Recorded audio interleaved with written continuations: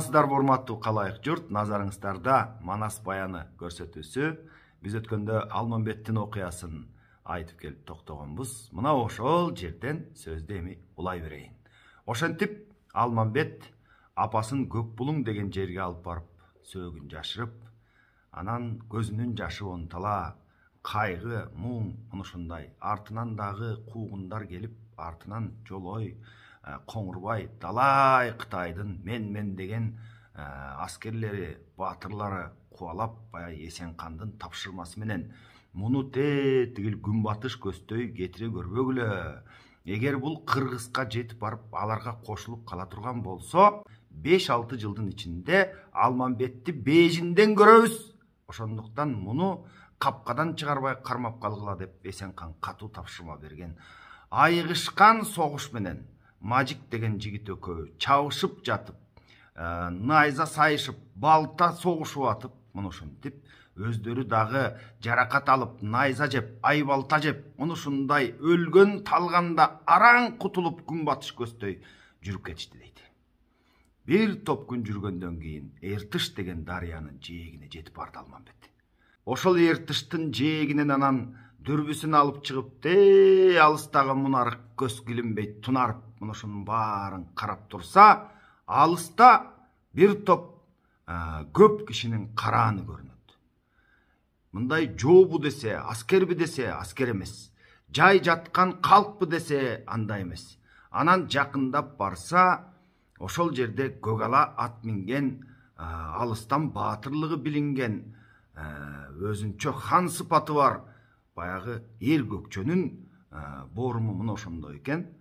Алыстан карап, ошол баатыр ким болсо да барып ушуга жолугайын, ушуну менен учурашайын деп бастырып келип көкчө менен кытайча учурашты дейт. Көкчө дагы анан жанагы салам айтып турган эрлер менен алик алып учурашып, алардын кайда көздөй баратканын, кайдан келе жатканын, дарегин, ким деген адамдарсыңар деп алардан жай сурап, ушинтип сүйлөшүп туруп калышты.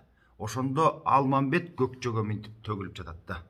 Уругум Кытай эл болот, ушунча көөнүм караңгы, уккандын башы дел болот, кыйындар менен кагыштым, кырчылдашып салыштым, өлөңдүү жерди өрттөдүм, кара сууга кан куйдум, асмандан болот тутулуп, артымдан жеткен куугундан аман келдим кутулуп деп көкчөгө баягы арыз арман дартын айтып, анан көкчөгө ачылгандан кийин көкчө дагы жонтурбай баягы Мажик жигит экөөнү аксар башыл улакты жолуна чалып ийип туруп анан өзүнүн айылын көздөй баштап жөнөп калды да. Турна үнү бапылдап, ырчылар ырдап, заңкылдап дейт.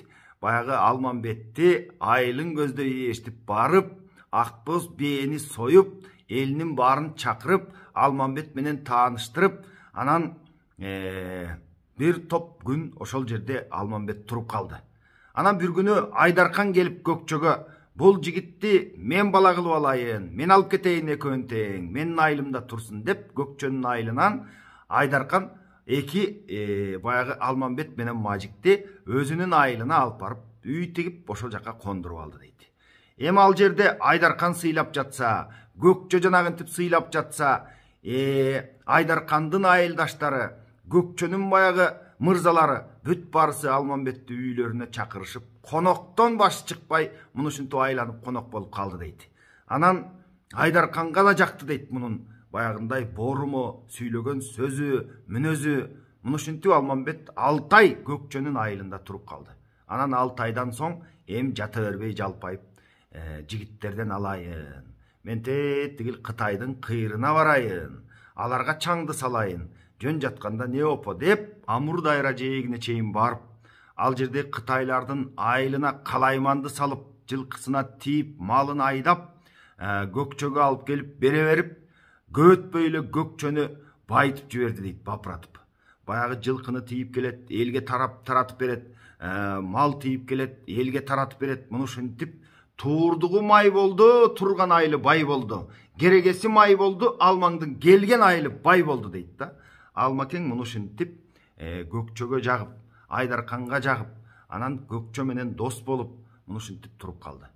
Ушундай кездердин биринде анан эми баягы жылкы тийип келип жатса, Көкчөгө абдан кызматы өтүп жатса, Көкчө Алмамбеттин айткан дегенине макул болуп калды дейт. Ошентип анан Алмамбетке баягы суроо сопкуту бар кишилер, арыз муңу бар кишилер Алмамбетке да келе башташты. Алмамбет аябай адилеттүү жигит экен, калыс чечет экен. Ошентип олтуруп элге калыс чечим берип, баягындай кандайдыр бир кишилер урушуп калса, же болбосо бир нерсе болуп жер талашып, же болбосо кандайдыр бир пикир келишпестик болуп калса, Алмамбетке келет дейт. Алмамбет сонун кылып чечип берет дейт. Муну ошентип элдин көөнү жай болуп, Алмамбетти жакшы көрүшүп, Көкчө болсо бай болуп, муну ошентип жыргап куундап туруп калышты. Эми Көкчөнүн жанында 50-60 жакшылары бар эле дейт. Мына ошол Алмамбет келгени жанагы жакшыларга же сөз тийбей, же болбосо жанагындай анча-мынча элдердин ортосунда уруш чыр болсо бирине болушуп, же болбосо маселесин чечип, анча-мынча мал алып дегендей кылып, алтын күмүш алып, муну ушинтип калышчу экен. Ал Алмамбет келгени мунушунун баары кам буйгандай тыйылып, буларга эч ким келбей, булардын сөзү эч жерде өтпөй, анан жөн эле жүрүп калышты дейт. Мурдагыдай бир жерден жей калышып, андай мындай кылып иймей адаттары болбой калып, анан бүт баарысы уюшуп Алмамбетке кастарын тигип калышты дейт да. Алмамбетти кантип жамандасак экен эми. Көкчөгө Алмамбетти кантип ушактасак экен. Ушул Алмамбеттин кантип жолун торосок экен деп булар көпкө ойлонуп жүрүштү дейт. Муну ушинтип жүрөт, айып таппайт Алмамбетке. Анан Алмамбет менен Көкчөнүн Акеркеш деген аялы ойнош болот турбайбы деп муну ушундай ушакты токуп чыгышат.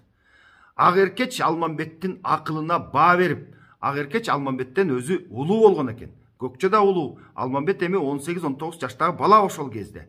Анан Алмамбетке Акеркеч өзгөчө мамиле жасайт экен да, сый урмат менен. Көп эле кишилер жамандап келет экен Көкчөгө. Көкчө, мына Акеркечиң менен жакшы эмес Алмамбет. Карасаң боло деп акырын тамчы тама таш тешет дейт го. Мына ошондой кылып акырын келип Алмамбеттин кулагына бирден баягындай шыбырап кетип отурушту дейт да. Анан Акеркечтен бир күнү Көкчө сурады дейт, ай, сен тиги Алмамбет менен соо эмес дешип атат, кандайсың я деп мындай жакындаштырып сураса, Акеркеч акылдуу жан экен, Көкчөгө айтып турат, ай Көкчө, ушул Алмамбет келгени эки жагыңдын баары оңолуп, элиңдин баары байып, жыргап куунап калдың. Эми ушул Алмамбет менен сени кагыштыра албай, тегил айланаңда жүргөн немелер Алмамбет экөөңдүн ортоңорго от жагып жибербесе эле болду. Ушу көз тийбесе эле болду силерге деп муну ушундай сөзүн айтып, Көкчөнү ичине оңдоп түстөп коюп жүрдү дейт да. Анан алаш албырт жаздым маал эле, ачыган кымыз аз эле дейт. Баягы ачыган кымыздан ушундан да билсе болот, баягы чаптамай кымыз кылышат окшойт да. Ачыган кымыз аз эле, ошол ачыган кымыздан аракты кенен тарттырып дейт. Анан Көкчөнүн токолу Буудайбек деген болгон. Ал Буудайбекти билесиздер, баягы Көкчө алма койурду чапканда мына ошол жерден тартууга алган. Ошол Буудайбек деген токолун анан шыкашып, ошонун үйүн даярдашып, алтымышы чогулуп, арактан кенен тарттырып, баягы кымыздан тарткан тундурмасынан жасаган, анын баарын ысытып ичишет экен да. Мына ошентип дасторконду кенен жайдырып, анан алтымышы толуп алып, Көкчөгө баягы тундурмадан берип улам-улам аны мас кылып, анан Көкчөгө 60 жактан жаалап айтып турат дейт да. Ай, тегил Акеркеч менен Алмамбет мынагу жерде соо эмес. Экөө сенин көзүңө чөп салып жүрөт. Сен элге журтка шылдың болдуң го Көкчө. Сени ханыбыз деп жаныңа келип айта албай жүрөбүз. Анан мындай сөздөн кийин чала кызуу Көкчө Буудайбек токолун тиктеди дейт. Ай, чын эле ушундайбы? Булар туура айтып атабы я деп. Десе, бая Буудайбеги дагы жөн турбай акылы кемирээк немекен, бир аз кылгыра тиктеп Көкчөнү, эми биздин сөзүбүз сизге өтпөйт эмеспи? Акеркеч деген байбичеңизди биз кантип жамандайлы? Болбосо биз анын Алмамбет менен жакшы мамиледе экенин күндө эле көрүп билип жүрбөйбүзбү деп чоюлганда, баягы Көкчө болбой калды дейт.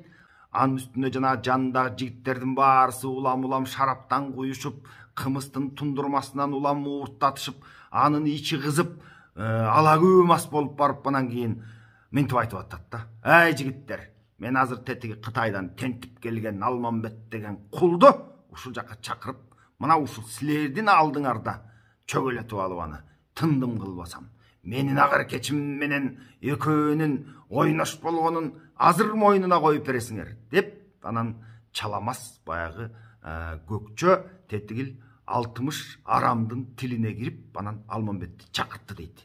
Алмамбет окчунураак баягы Айдаркандын айылында жашайт эмеспи? Ал жака эки жигитин жөнөтүп, анан Алмамбетти тез келсин деп чакыргандан эки жигит эми буйрук аткарат, барып эле Алмамбетке катуу тийишти дейт. Сизди көкчө тез чакырып атат, тез келип калсын деп айтты деп. Анда Алмамбеттин оюнда эч бир жаманчылык жок. Мынтип ойлонуп турат: кастарын тиккен кам барбы, кагыша келген жан барбы? Урунарга тоо чыгып, узак бир жумуш болгонго, урушарга жоо чыгып, айтышарга доо чыгып, арбын бир жумуш болгонго, атышарга жоо чыгып, элге кабар салганго, эгей шыгай эрлерин эр көкчө жыйып алганго деп Алмамбет мунушинтип ойлонуп, анан катуу жүрүп, көкчөнүн айылына келип түштү дагы Буудайбектин боз үйүнө кирип барды. Кирип барса, ага чейин көкчө жанагы өзү менен олтурган эрлерди, Шербис деген мырзалардын баарысын даярдап койгон. "Эй, азыр Алмамбет келсе, адатыңарча тура калып учурашып, төр бошотпой шуга тургула. Келгенде тетигил улагада отурсун. Кылычың болсо кайрай отургула, канжарыңарды ырастай отургула.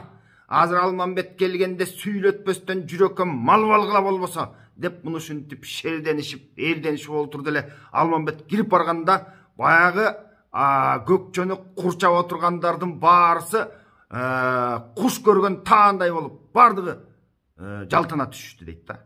Мына ошондо көкчө тигилерди каарып атат: "Эй, ушул бир Кытайдан келген кулдан баарыңар тим эле сестенип, учураша калып, төргө өткөрүп муну Алмамбетти кемсинтип, мынтип сүйлөп атат: "Ачыгып чыккан арбаксың, бузулуп калган чарбаксың, калбаа салып калкыма кайдан келген калмаксың? Каңгайдан келген калмакты кайт десеңер болбойбу? Алда неме сыры бар, арыз абалы бар болсо айт десеңер болбойбу? Кекирейтпей көкчөдөн кет десеңер болбойбу? Жергесине калмактын жет десеңер болбойбу?" деп Алмамбеттин баягы жинине тиип, кекерленип Алмамбетке мына ушундай сөзүн айтып, жана ала күбө мас көкчө Алмамбеттин көңүлүн оорутуп турат да. "Эмне сураганы бар экен? Ой, сураганы болсо алсынчы да үйүн көздөй кайтсынчы" деп мунушинтип оолжуп мас неме Алмамбетке аябай катуу тийди да. Эми Алмамбет көкчөнүн баягы айылында көкчө менен дос болуп, шерттешип 6 жыл жүрүп калган экен. 6 жылдын ичинде далай эмгеги сиңип, жана айтып атпайбы?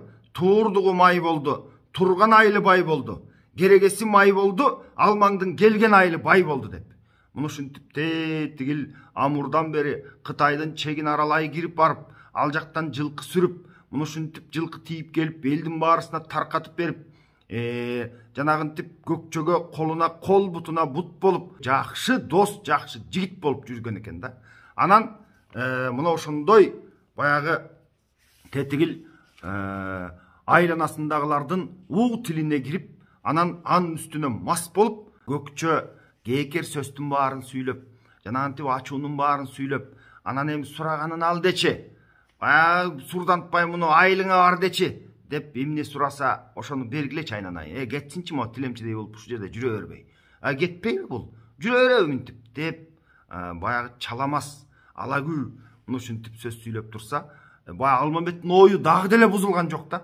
Ал тескерисинче айтып атат: "Сураганың ал деп турган болсоң, анда менин сенден сурай турган бир нерсем бар. Айныбагын сен көкчө, айтканыңды бер көкчө, аркандап келген айым бар, күрмөшүп келген күнүм бар, күгүм болжол түнүм бар, казатка чыгар касым бар, майданга чыгар башым бар, сапарда жүрөр салтым бар, жакындан болгон жатым бар, кан кыйбасым эр көкчө, сагайтуучу датым бар, каалаганым көк ала. Атыңды берчи минейин, арыстандыгың билейин, тонуңду берчи кийейин, тойгондугуң билейин. Башымды катпай сактанып, басташып жүргөн душманга барып кайра келейин. Баркымды айтып мактанып, жанымды катпай сактанып, жанчышып жүргөн душманга барайын да келейин. Жайымды айтып мактанып, көркөмкүлүк көк ала. Күчү болсун меники, күдөрүң үзүп тим калба, башы болсун сеники. Адам айтпас сөздү айттың, кайда барсаң баргын деп, каалаганың алгын деп, суктанганың алгын деп, сурданбай жолго салгын деп, айтканыңдан жанба деп, арыстан эргөкчө тамба деп, Алмамбет кармай калганы, ал сөздүң айтып салганы. Эми Алмамбет тетигил көкчөнүн маз экенин билип турат. Бирок жанагынча өчөгүшүп, мастыкка ушак жала доого алдырып кас экенин билген жок да. Ак эркеч менен муну ойнош кылып жалааны жаап көкчөнү бышырып коюшканын билген жок. Көкчөдөн дагы деле үмүтүн үзбөй анын көк аласын сурап атат. Кайрачы, мен көк алаңды берсең дейт, кандай жоо болсо барып тийип келейин. Өзүмдөн дейт, жакындан күткөн душманым бар, ошолордун барып эсебин таап келейин. Башы сеники болсун, күчү меники болсун. Эгер андай сураганын бергилечи мунун дей турган болсоң, мен сенин көк алаңды эле сурайт элем. Мушу көк алаңды берсең, мен барып кандай душман болсо да сапырып келейин десе, анда көкчө дагы мынтип айнып турат да. Ал мурут эккен жерлерге ит мурут чыгат дечеле, ит ичпей турган ашынан үмүт кылат дечеле. Арыстандын баскан жерине аюу жойлоп турабы, атымды сурап бугалмак, атамындайды кудай урабы деп мына мындай сөздүн баарын айтып, тетигил Алмамбетти кул деди, Кытай деди, анан кийин баягындай ит ичпеген ашынан үмүт кылат деп ит деди, арыстандын баскан жерине жана аюу жойлойт деп аны аюуга салыштырып, аябай шылдыңдап, өзү дагы качып бозуп жүргөн баланын абдан көңүлүн калтырып мунушкенткенден кийин анан Алмамбеттин аябай ачуусу келип жаалы чыкты дейт да. Ошондо мынтип айтып турат. Кирбедим көкчөң ойнуна, анты шертиң мойнуңда. Ал мурут көкчө сен болсоң, ит мурут жыгач мен болсом, мен да куруп калайын ириген сенден кем болсом. Арыстан көкчө сен болсоң, лапшайган аюу мен болсом. Аныкта арба курганы айбаным сенден кем болсом. Элиңде туруп эркексиң, айылыңда туруп баатырсың, короңдо болгон коңшуңа коржоңдогон капырсың. Он баштаган солбу деп оёнум көкчө болду деп, айтканымдай кылууга алып келген колду деп. Алмамбет колун сунуп тур, Алмамбетке кол берип көтөрүп алып көөдөнүн көкчө баатыр туруптур. Мына ушундан баштап анан катуулай баштады баягы жаңжал. Анан Алмамбет көкчөгө мынтип турат. Көкчө кызматын билбей кыйнадың, мээнетин билбей беттедиң, бекерче мени жектедиң, куру кетчү мен эмес куба кетип малыңды кутурупсуң сен көкчө куп ченермин алыңды.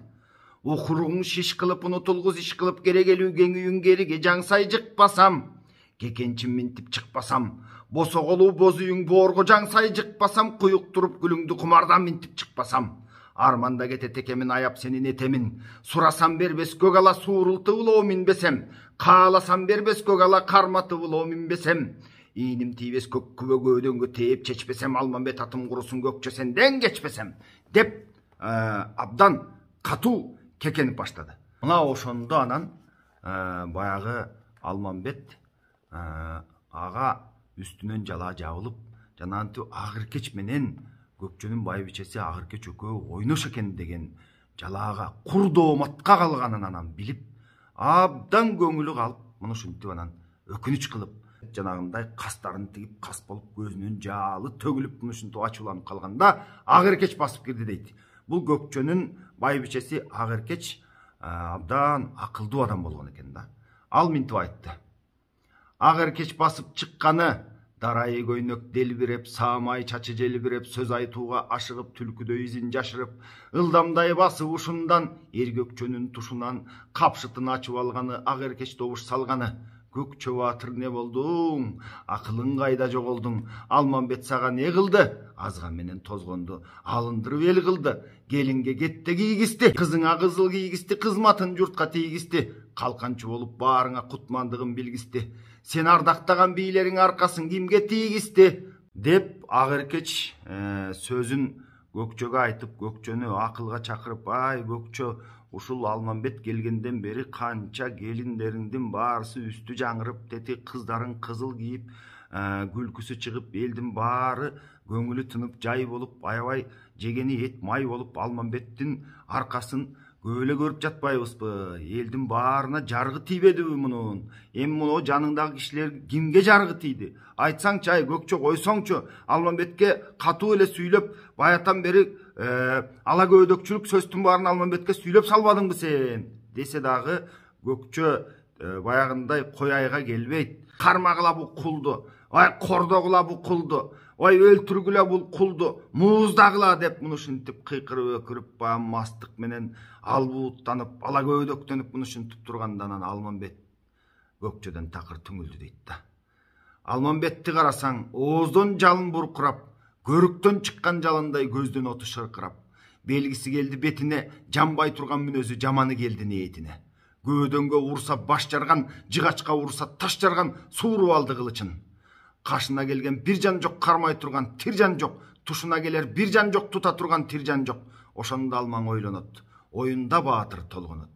Өлөңдүү жерди өрттөбөй, өзүм жүрүп кетейин, кагыраган бийлерин канын жүктөп нетейин. Эми ушул баягы барган жеримди өрттөп, ушинтип булар менен согушуп, анан ушулардын баарысынын канына забын болуп нетмек элем. Андан көрө өзүм эле акырын кетип калайын бул жерден. Болбоду эми. Ошондо кетем деп ачуусу менен чыгып, баягы кылычтын тетири жагы менен анча-мынчасын жонталаштыра уруп, өзү дагы анча-мынча кылыч жеп алып, анан аттанып чыгып калганда артынан ак эркеч чыгып алып күйпөлөктөп минтип айтып жатат да. Аталуу бала урушат дейт. Эй Алмамбет, агалуу ини жулушат, анткен менен кетеби айланышып турушат. Не түрдүү жумуш болсо да эртеси өңүн көрүшөт. Өлүп калса бири-бирине өкүрүп ыйлап көмүшөт. Жарашып калган жериң жок, жакшы айтышкан эриң жок. Жалгыз кетип эбиң жок. Жээниң жок, тайың жок, жер деп турар жайың жок. Бөлөктү койдум бөлө жок. Эңкейип кетсең жөлөк жок, кайрылар жок. Тууганың кайда болот турагың? Айтып кетсең экен деп каадаланып сурадым.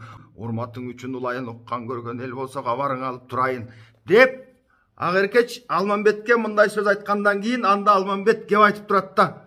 Эми ушул жерин кече жаздым эле туугандар. Бул манасты жаш бешиктен бели чыга элек балдар укса да жарашат. Бул манасты эки тизгин бир чылбырды бекем кармаган хандар укса да жарашат деп. Мына ушул Алмамбеттин жомогу туугандар, хандар уга турган жомок да. Алмамбет анда ак эркечке минтип айтып атат.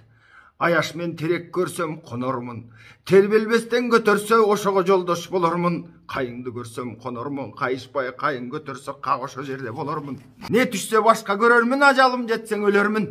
Так ошондогу ак эркеч кара жашы төгүлүп, кайышып, көңүл бөлүнүп, кабыргасы сөгүлүп, аяшандай болсо мен айтам дейт. Ошондо анан манастын жайын айтып атат ак эркеч Алмамбетке.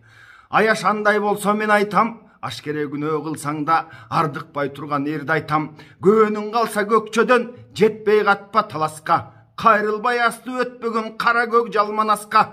Көкчөдөн көргөн күнүм бул дейт. Ошондо Алмамбет кайра ак эркечке минтип айтып жатпайбы? Көкчөдөн көргөн күнүм бул, көсөмгө кантип барамын. Өлөңдүү жерге өрт койгон, көсөлгө кантип барамын. Биринен качып бирине, нарынан качып пилине, барган менен нетейин. Башымды алып кутулуп, башка бир жака кетейин. Анда эркеч мындай сөз айтып турат. Эми муңайып, мунун баарысын мен сиздерге окуп бере берейин туугандар. Муну кара сөз менен айтып берүү өтө кыйын да. Ак жибектен тор жайдым, абада туйган кушума. Эки сөзгө көнбөсөң, тапшырам аяш тузума. Баш койдум аяш сен үчүн, манаска барып тийип өт, башканы коюп мен үчүн.